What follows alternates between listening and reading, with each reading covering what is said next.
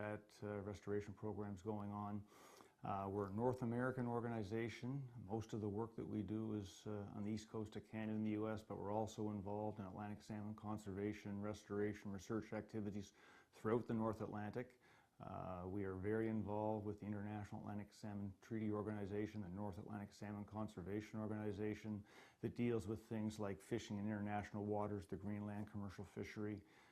We pride ourselves in basing all of our positions and policies on the best available peer-reviewed science. We have a team of excellent scientists here in St. Andrews and biologists throughout Eastern Canada that help with peer-reviewed research. We undertake research of our own. A couple of examples would be our cutting-edge smolt tracking research, where we actually tag young salmon smolt as they leave rivers like the Grand Cascapedia, the Miramichi, and the Restigouche, and through sonic tracking we track them all the way to the Strait of Belle Isle, more than 1,000 kilometers from their home rivers, trying to figure out why sea survival is so low, why salmon are not coming back in the numbers that we would all expect, and unraveling the mysteries of migrations, predator-prey relationships, climatic conditions in the ocean, how those affect wild salmon.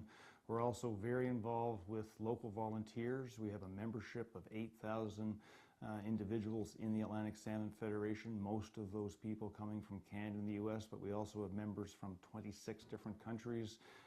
We have provincial, state councils throughout Eastern Canada and New England, and in that membership close to 25,000 individuals. So there's a real large conservation movement working through the Atlantic Salmon Federation and trying to protect and restore our wild salmon, but also take care of the freshwater and marine environments that they need to survive and that we need as well. The Atlantic salmon is often described as a canary in the coal mine, a barometer for the health of our own environment, and when we see our wild salmon in decline, it's a signal that all is not well with our world also. So a lot going on at the Atlantic Salmon Federation. For people that are interested, I'd encourage you to check out our website. It's really a go-to source for what's going on with wild Atlantic salmon and the work of ASF. Thank you.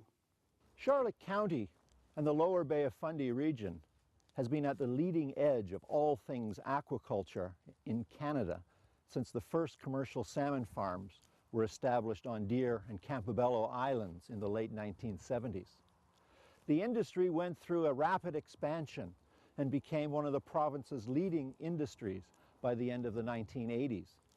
Associated with its growth was the development of new technologies in the industry and the need for a trained workforce.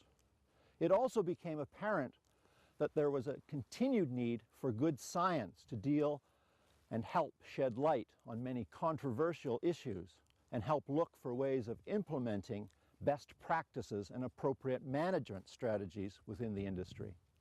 One of the leaders in educating a skilled workforce and transferring new technologies was the Aquaculture Technician Training Program at the St. Andrews campus of the New Brunswick Community College. We'll be doing a full segment about their program, but here's a bit of background on the program given by Nelson Alward, a former student in the program and a present instructor. My name is Nelson Alward, and I work at the New Brunswick Community College here in St. Andrews in the role of department head of the Trades, Technology, and Marine programs, which includes the Aquaculture Technician program.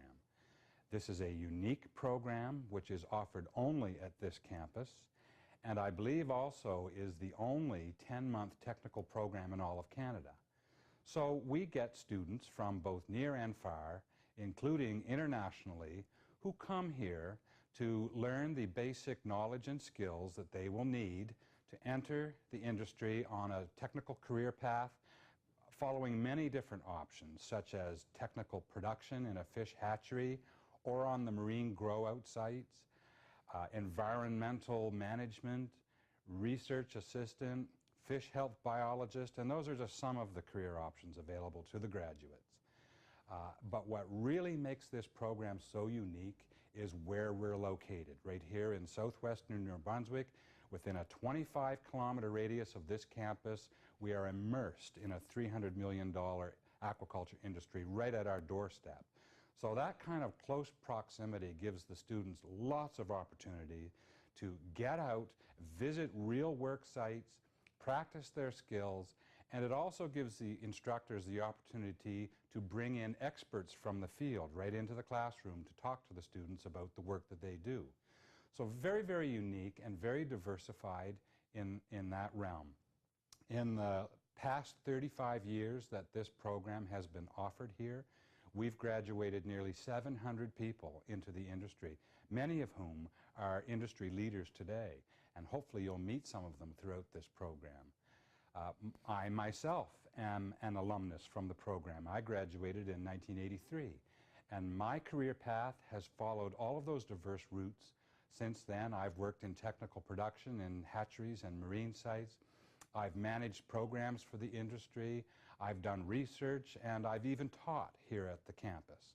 So a very diverse industry because it offers so many various career paths. In fact, truly a global industry as well. I've gone from all across Canada to Norway to Chile in South America, and the skills that a student would learn here in St. Andrews are very transferable to anywhere in the world, but our focus is to support the local industry here in southern New Brunswick, and so that's where most of our graduates find jobs, right here at home. So in this episode, you're going to learn about the history of the aquaculture program here at NBCC, the different courses that we deliver, how the program is structured and managed. You're going to meet the instructors and the students. You'll see them in action and get to talk to them. Hopefully you'll meet some of the past graduates of the program and hear their success stories. And at the end, I hope that you will leave with a new sense that education truly is one of the cornerstones of this multi-billion-dollar industry in Canada. Thank you. Thanks for watching this first episode of Submersed in Science. We'll be back in the weeks to come with lots more, so please join us again. I'm Jamie Steele.